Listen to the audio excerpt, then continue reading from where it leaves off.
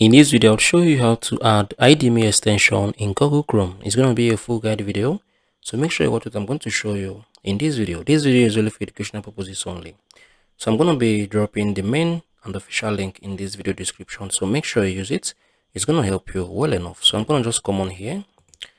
I'm going to paste it. I'm going to click on enter. So I'm going to wait for it to open up. So this is the official site, right? So what you need to do now, you're going to be able to see this. So click on this. So it's going to take us to our Chrome web store. So this is the IDM integration module. So if you look right here, you can see it has 18 million users, right? It has 18 million users. So this is what you'll be needing. So click on this add to Chrome. So wait for it to load up. So click on add extension. So just wait for it to load up.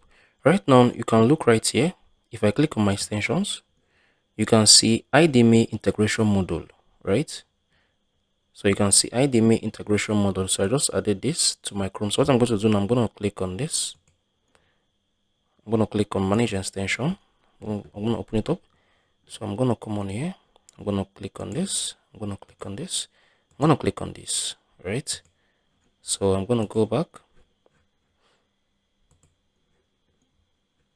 So I'm going to close this page. So this is it. So I'm going to go back again. Okay, I'm going to open a new tab now. I'm going to do this. If I click on this, you can see I just added the IDM integration module extension here on my PC, right? So you can be able to pin it, you can be able to unpin it if you want. So this is how you can do this. If you find this video helpful, please share your thoughts below in the comment section. Thank you all for watching. I'll see you all in the next video.